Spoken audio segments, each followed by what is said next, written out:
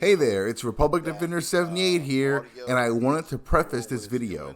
I recently did a reaction during a live stream and wanted to reproduce it as a standalone video. I apologize as my microphone levels weren't set correctly during the actual stream.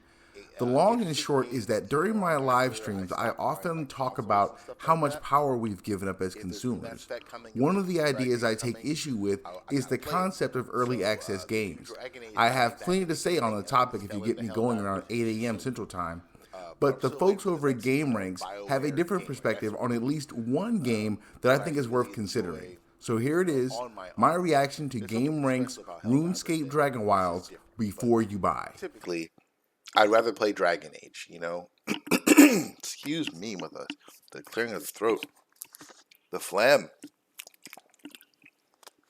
With that being said, we've also been talking about like our buying power as consumers and whether or not video game companies really respect that. And one of the things I'm not a big fan of is selling early access under the guise that, you know, we're doing you a favor when the truth is, you know, your game isn't finished. So I was checking out certain games to see if I wanted to play them, and I stumbled upon some people playing a game called RuneQuest, like this brand new version of RuneScape. It's like, you'll see in a second the full title of the game. And my first thoughts was, it looks interesting, and so I went to Steam, and the Steam reviews gave me pause. I'm like, I don't know, man. After looking at these Steam reviews, I'm definitely not in on the early access.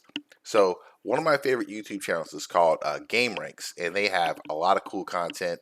And this was their video on whether or not you should purchase this game.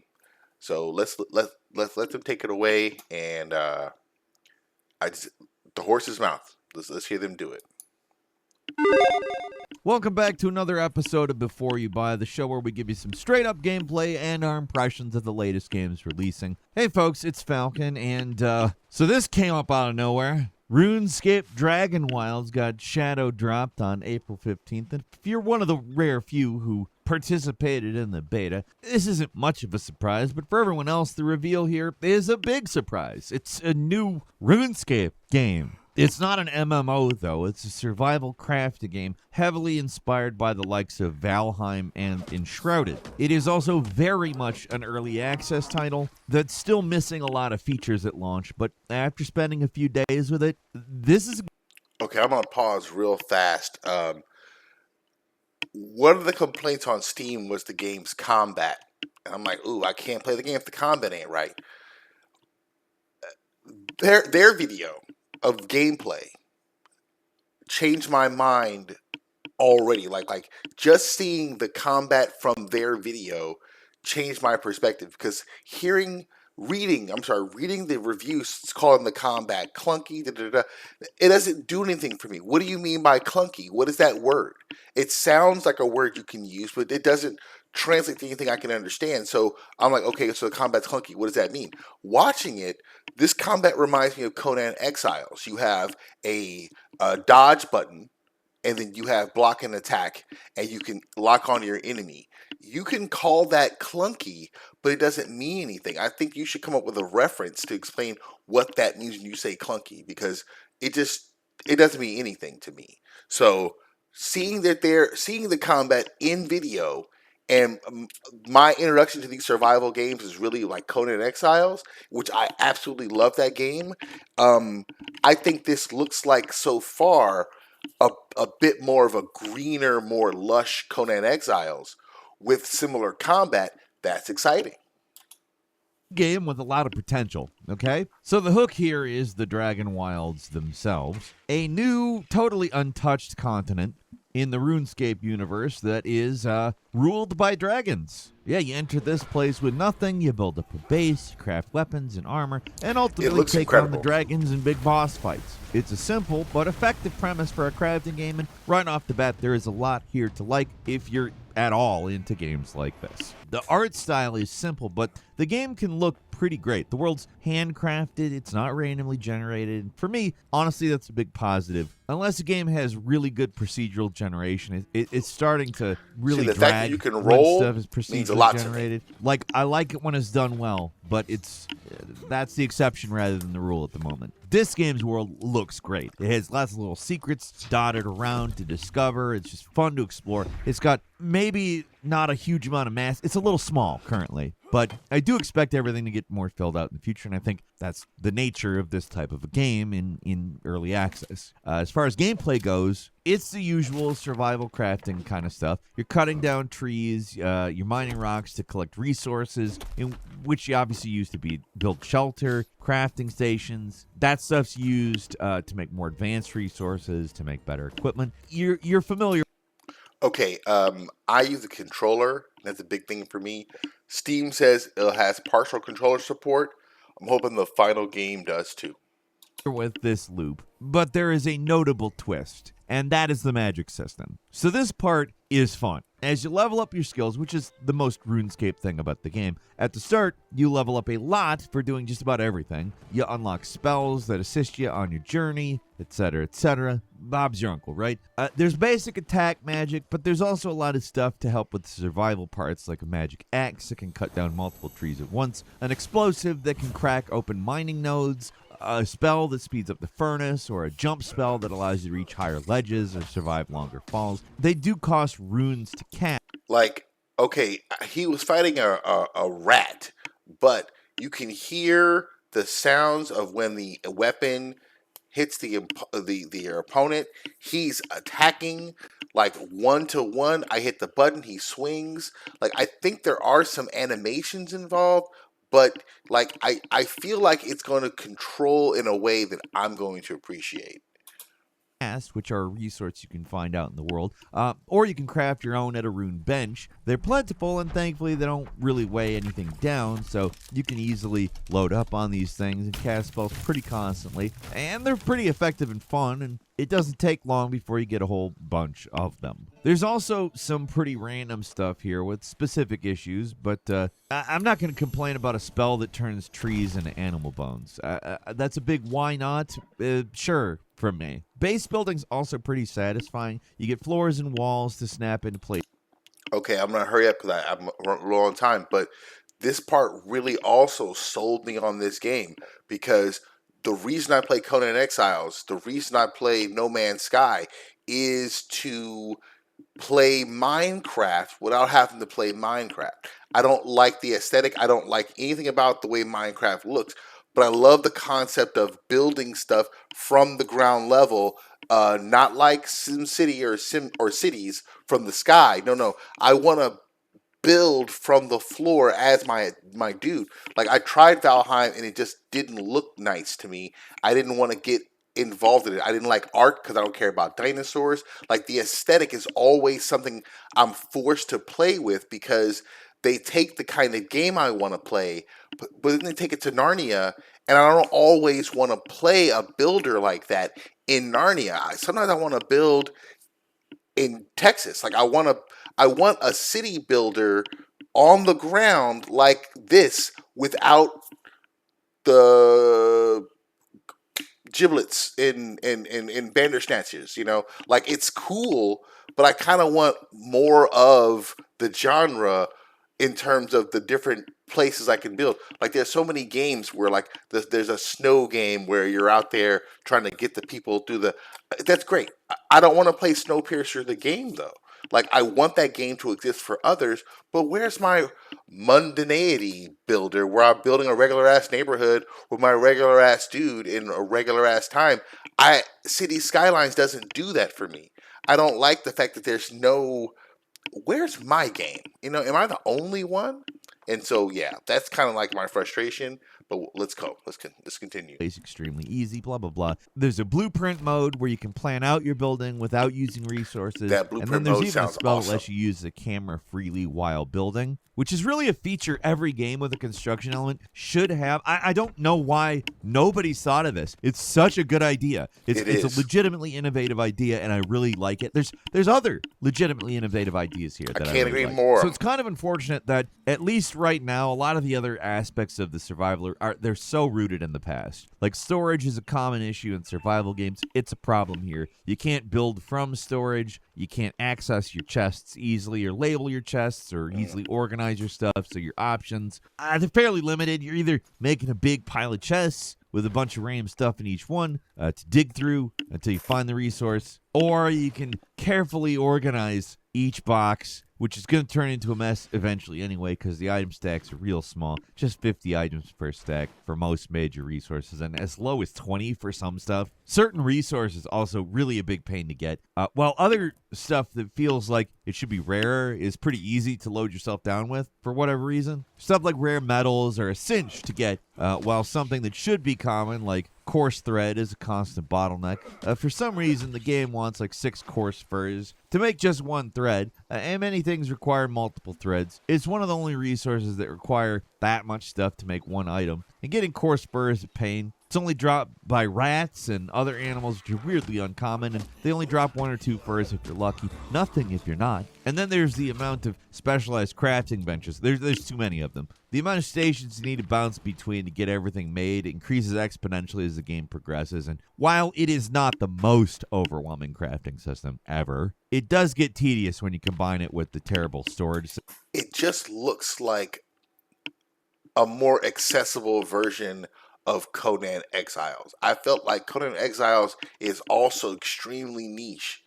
I found this other game called like Palia, and Palia is like the other side of the pendulum where it looks super fun and cuddly and everyone's gonna hug.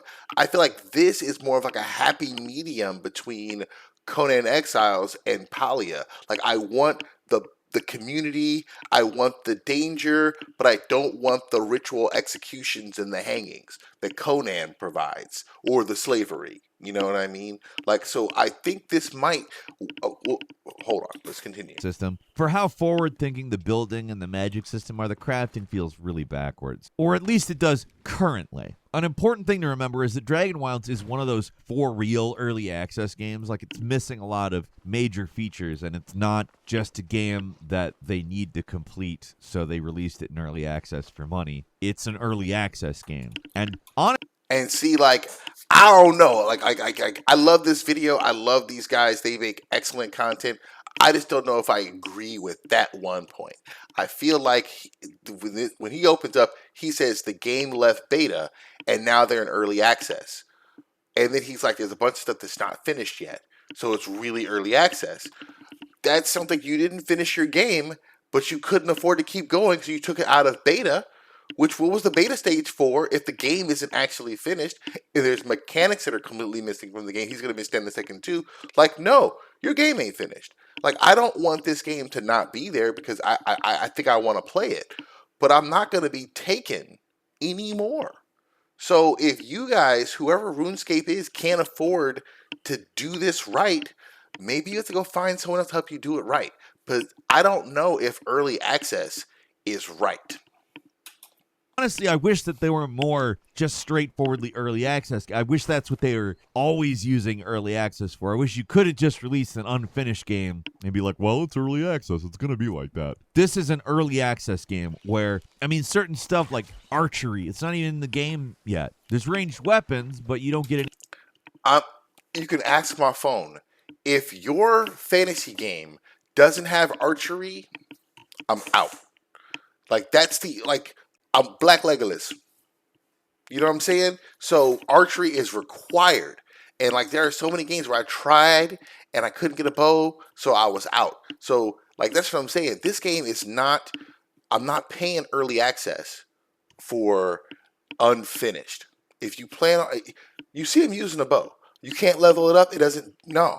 I'll be there when it's finished, so I think I want to play this game. Any experience for using them. This is a game that will most likely interact with its community and that will define the direction it goes in certain aspects. That's a real early access game. I like that. But, I mean, there are also drawbacks, given that this is a game that's early on in its development. The actual content available is pretty small. You can play the game up to the first big dragon fight, and the quest stops there, which seems to be about 1/3 or even 1/4 of the main quest, so there's a lot to be filled out in the future. There's a solid 15 or 20 hours to get what is out of the game right now, but once you're done, there's not a lot else. This game has a long way to go to reach 1.0, but the bones are real solid here. All the parts in the game that feel good, I want to just like celebrate. It's good stuff. The magic is undeniably great. They really nailed the look and the feel. It's all satisfying to use. The combat is simplistic, but it feels satisfying. Even if many tough enemies can be defeated by simply dodging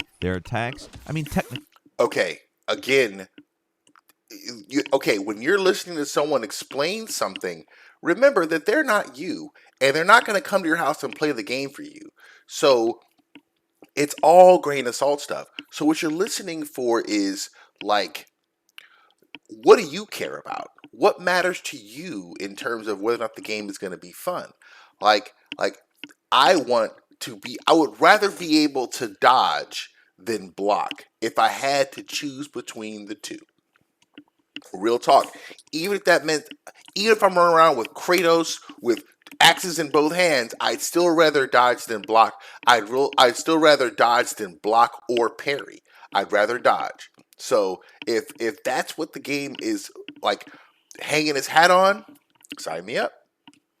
Even if he doesn't love it, that might be his perspective thing, and I might love that to death. You know what I mean? He's showing you like the guts and like what the game does, and leaving it up to you. And I appreciate that a great deal.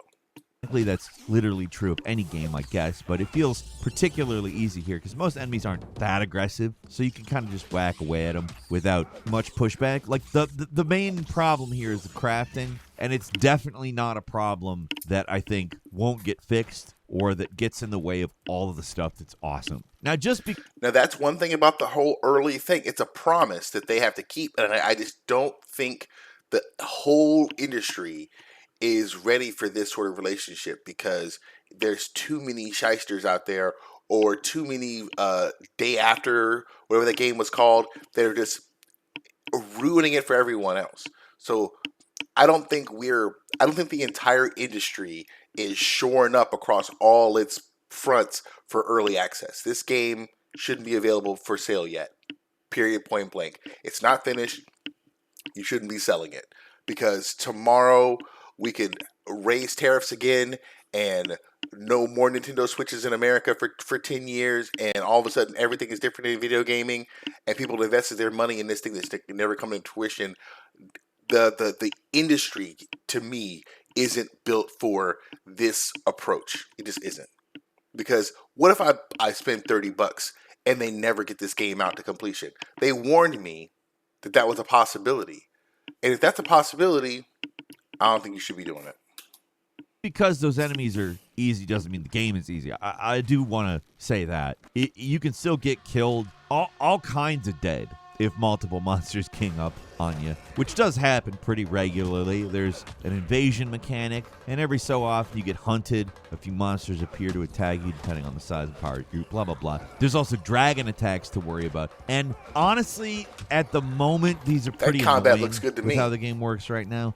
What happens is that occasionally the dragon will appear and start blasting. Yeah, the dragon comes and says, so anyway, I started blasting.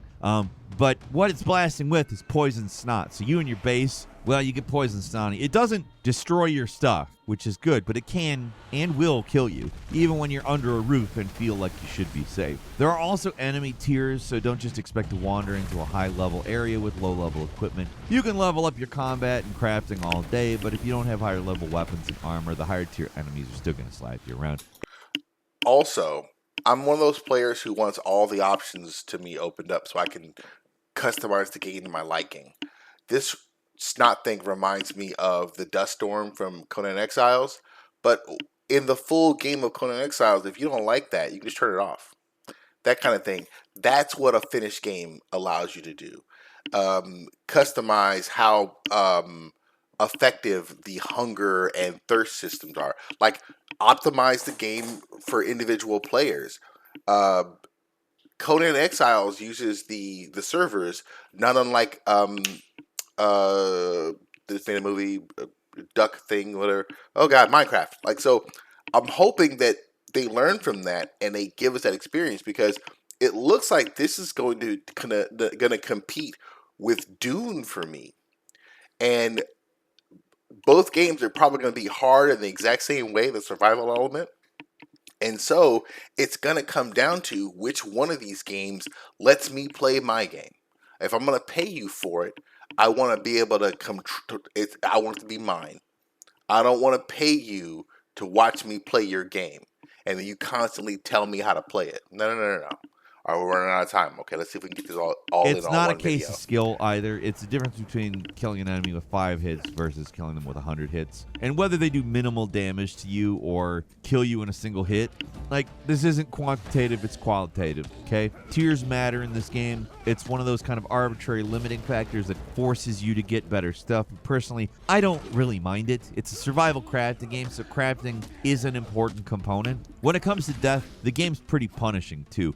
You drop everything where you died, so it's classic corpse run type deal. If you bite it in your base, obviously it barely matters, but if you're way off or in enemy territory, it really sucks. There's no options or toggles to turn this off either. Same goes for the hunts and the dragon attacks. There's no way to lower the frequency or turn these attacks off. You're just stuck with them. The And I expect that in isolation option are to be mostly there in the full fine, game. but then you have to deal with the game's quickly draining hunger and thirst meters, and it starts to feel like the game's kind of harassing you a bit. I've played a lot of survival games, and while most are going in the direction of making stuff like hunger and thirst a little less important, this game swings hard in the other direction. You got to eat and drink constantly. It gets seriously annoying after a while, and it's something I do expect they'll adjust in the future because it's way overtuned currently. Getting food and water isn't hard, but having to deal with these meters is a chore.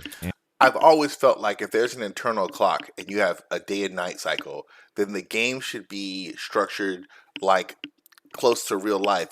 You should need to eat 3 times a day over the course of the 24-hour day-night. So if a day from day to night is 10 minutes of game time, then you should need to eat 3 times every 10 minutes. So that should be how your clock goes.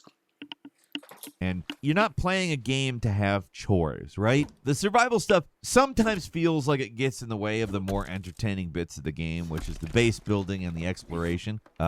And the dungeon crawling. Yes, there are dungeons in this game, another bit inspired by Valheim, but these dungeons are not randomly generated or have their own traps or challenges to overcome. Ultimately, they're not as rewarding as they could be. You don't get any special unique loot for completing them, but there are important resources in these places, including essential items for building teleporters, which are actually pretty easy to build and really helpful for getting around the world quickly. I know I only glossed over the base building stuff here, but I have to say it's very well done. It's way less fiddly or frustrating than a lot of... It's what I'm most excited about to play. The base building is... Like, I tell you, I read about this on Steam. I passed. I'm like, I'm not going to pass.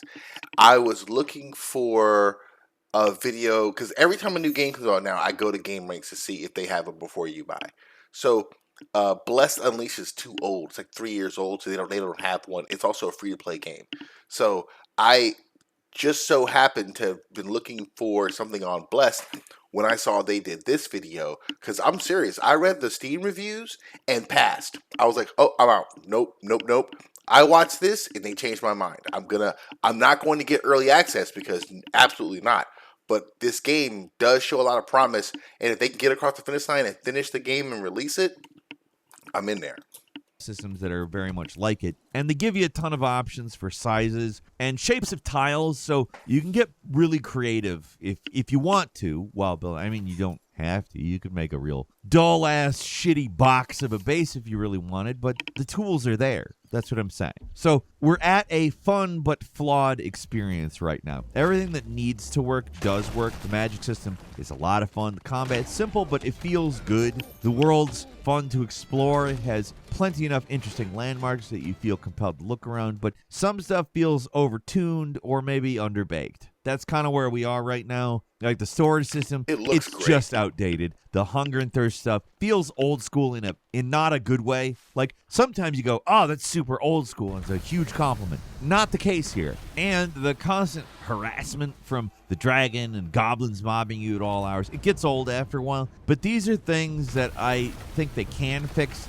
Like, they're not fundamental to the game, and I really do expect they will fix, because they're going to get player feedback, and this is probably going to be the stuff that people complain about. There's so much potential with this one, and to this game's credit, it is not buggy or janky in my experience, which is, I mean, considering just how legitimately early access it is, I'm kind of shocked at how stable it is. Like, much more I've experienced than with many complete games. So it really does seem like they've got the baseline locked down. This game is in a great starting place. All they have to do now is just build it up, make tweaks, and this whole thing can sing. At the end of the day, it's not really like much like RuneScape or anything. It is a RuneScape game, but it's maybe more like Enshrouded with Dragons, and I would say that's okay. It is a very early, but very fun version of a survival crafting game. So if you do want to play this thing, keep that in mind. It's missing a lot of key features and content, but what's there is pretty damn solid. And if you just want a game to build stuff and screw around with friends, it's got one of the better construction systems I've ever seen in one of these games.